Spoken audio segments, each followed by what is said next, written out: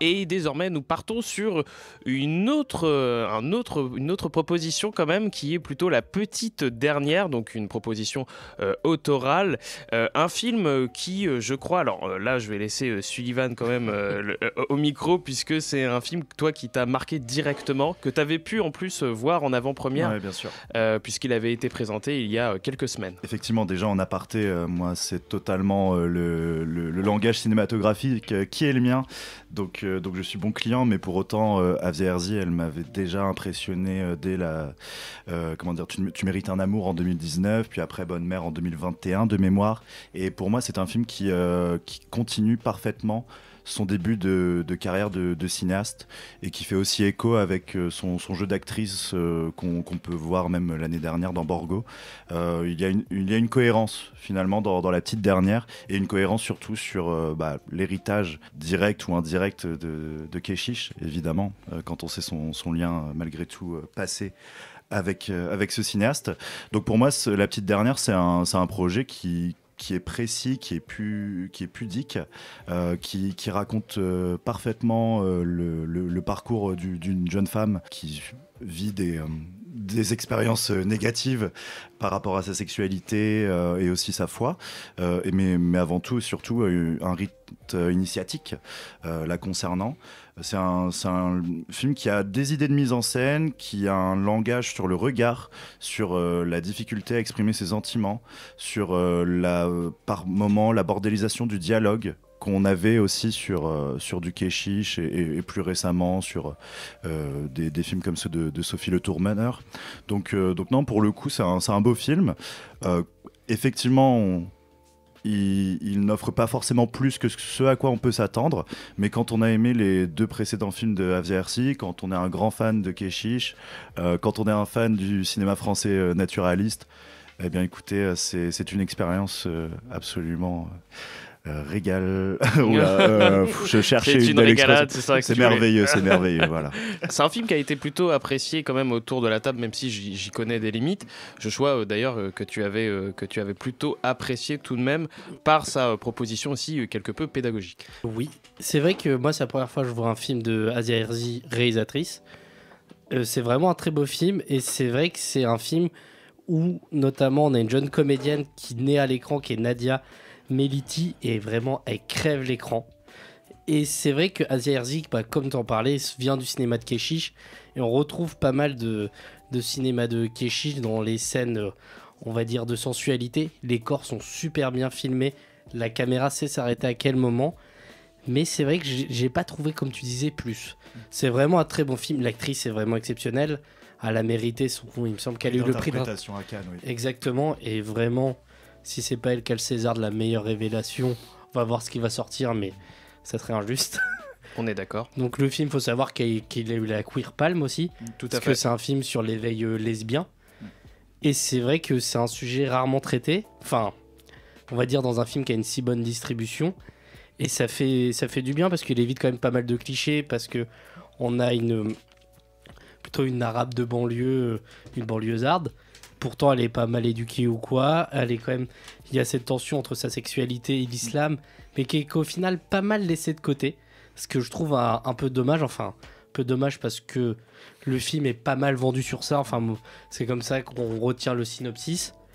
Mais franchement, c'est vraiment très bien fait, et je suis assez surpris, en fait, vraiment du travail d'Asia Herzi en tant que réalisatrice, parce que c'est plus qu'une directrice d'actrice. Vraiment, comme souvent, quand les acteurs passent derrière la caméra, c'est vers quoi ils s'appuient absolument. Voilà. Exactement. Là, vraiment, les cadres sont super bien faits, c'est bien pensé, il y a pas mal d'idées de montage. Seb aussi, c'est un film que tu avais trouvé assez touchant, malgré ses limites. Ouais, mais moi, je suis totalement d'accord avec ce qui a été dit. Effectivement, c'est un très beau film. C'est une histoire assez touchante. C'est tiré d'un bouquin qui est a priori l'histoire de l'autrice. C'est d'ailleurs plus ou moins dit déjà dans le film, puisque elle annonce, le personnage annonce qu'elle va faire un roman, etc. Après, je suis assez d'accord avec Joshua, c'est-à-dire que on voit aussi les limites du film d'une certaine manière. C'est-à-dire que le film a du mal à être plus que cette petite histoire, entre guillemets, qu'il a petit peu du mal à être ça. On le voit aussi, il y a une espèce de presque de tendance, d'envie d'aller contre des espèces de clichés. Effectivement, il n'y a pas d'opposition claire, ce qui joue un peu contre le film, mais il y a pas, voilà, c'est pas la jeune fille qui se découvre lesbienne contre les jeunes de banlieue, qui est quand même, voilà, là, ses potes, c'est quand même on va dire plutôt une bande de machos, mais c'est pas non plus, t'as pas le choix entre être une femme ou une dealeuse. Il n'y a pas non plus cette opposition très forte, très marquée entre sa sexualité et la religion, la pratique de sa religion. Voilà, en gros, on lui dit la religion désapprouve, mais il y a une espèce de bienveillance en fait dans tout le film. Il y a une espèce de... Moi, là où je trouve le film assez fort, c'est que... Et là où je trouve que le film se détache un petit peu de ce que peut faire Keshish, notamment, c'est que je trouve qu'il y a une vraie finesse dans la façon de filmer la sexualité et de filmer les corps féminins. Voilà, chez Keshish, il y a quand même une hypersexualisation, parfois, qui est très hyper, on va dire. Qui est plus problématique. Voilà, Make to by Love, par exemple. Alors que là, je trouve que c'est vraiment fait avec une vraie finesse, avec une... voilà, ça je trouve que c'est une des vraies, notamment dans sa relation avec le personnage de Jinnah. Je trouve qu'il y a une, voilà, c'est là où le film arrive vraiment, je trouve, à être assez fort, à être assez touchant. De ce qu'on voit, c'est un film qui explore quand même pas mal de sujets. C'est là aussi où tu voyais quand même des qualités du film, mais malheureusement, Lenny, le fait d'explorer ces sujets, c'était pas assez approfondi dans ton sens. Bah oui, parce que mine de rien, comme Seb vient de le présenter, on a presque la sensation que le film a à la fois un sujet, c'est-à-dire cette héroïne, Fatima, mine de rien, qui se découvre lesbienne, mais l'histoire, la résumer, ça va être compliqué. C'est-à-dire qu'on n'a pas spécialement d'antagoniste, on n'a pas spécialement de narration, on est pour moi presque juste sur une année dans sa vie où elle se découvre. Donc le film va avoir pas mal de pistes, que ce soit ses amis qui sont au lycée, avec cette période où ils vont passer le bac, que ce soit justement l'après, avec la fac, où elle va en fac de philosophie. Donc c'est un thème, mine de rien, qui est assez intéressant, parce que on est sur quelqu'un qui se découvre, qui est à la fois un peu perdu, mais qui a des repères, parce que, comme vous l'avez répété, le film est doux, le film est beau, et même son cocon familial, même s'il est peu forcément à se retrouver un peu en opposition, on a quelque chose qui reste stable, qui est assez, j'ai envie de dire, sympathique, hein. On n'est pas forcément sur une forme d'opposition globale. Et au final, le film n'a pas l'air de trancher, parce qu'on a plus l'impression que c'est cette errance constante du personnage.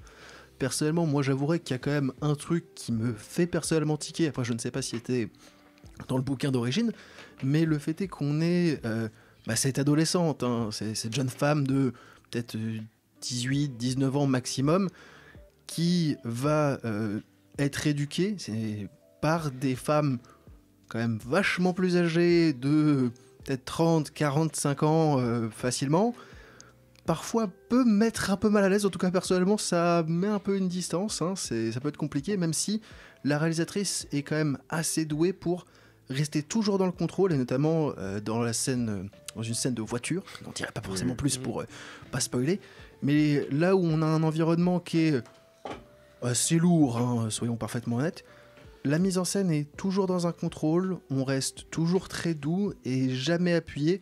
Là où n'importe quelle de cette situation où vous y auriez mis un homme, que ce soit à la réalisation ou que ce soit dans le scénario, aurait rendu la scène tout de suite beaucoup plus anxiogène à mon sens. Oui, non, je vois où tu veux en venir. Et en même temps, toute cette bienveillance qui ne mène jamais forcément, en termes de scénario à plus. Moi, j'ai trouvé une grande qualité. C'est déjà la géographie constante dans ce film me raconte des choses. Son amour hétérosexuel qui en début de film se retrouve constamment étriqué dans un hall d'escalier, et pareil justement son premier date lesbien dans cette voiture. Ça raconte quand même des choses sur ce personnage qui au fur et à mesure va devoir s'ouvrir, va prendre le RER, va aller dans des campus universitaires, le cadre va s'ouvrir, et pour finir même jusqu'à on va rien, mais des scènes d'amour avec le personnage de Gina. en pleine nature et à des moments du film justement où il y a pour moi une résolution. C'est que c'est un personnage qui malgré tout évolue jusqu'à sa fin et voilà, là-dessus moi je suis assez satisfait. Seb, tu voulais faire un petit mot? J'étais plutôt d'accord effectivement avec Lénie, et notamment on peut avoir l'impression d'une espèce d'effet catalogue de tous les problèmes qu'elle aurait pu avoir en fait. C'est-à-dire que, et effectivement, comme tout se passe pas forcément bien, mais tout se passe dans une certaine logique, il y a quelque chose qui passe, mais qui en fait un film presque un peu monocorde parfois. Voilà, c'est là, malgré les qualités, parce qu'effectivement on peut dire effectivement oui, il y a ce côté étriqué, elle est mince, j'oublie le nom de la maladie. Elle prend de la, voilà, elle est asthmatique, pardon. Et effectivement, elle a du mal à, voilà, et puis à la fin. Heureusement que c'est elle que tu as cité, oui. Voilà, elle est asthmatique, donc voilà, évidemment, elle est étouffée par son, on peut le lire comme ça, évidemment, mais voilà, je trouve effectivement, ouais, ça reste un beau film. Bah écoutez, c'est un film, encore une fois, à découvrir. Oui, Joshua, tu voulais faire un petit mot? Un petit message pour Lou qui m'a dit de le dire, vive les lesbiennes. Ah bah oui, puisqu'en plus ils l'ont présenté à Mediapart tel quel, où ils ont fait une petite conférence débat autour. Donc si vous voulez justement continuer après ce film à voir potentiellement au Café des Images, n'hésitez pas à voir aussi sur la chaîne YouTube de Mediapart par exemple. Pauvre type, espèce de con, t'es vraiment rien qu'une merde.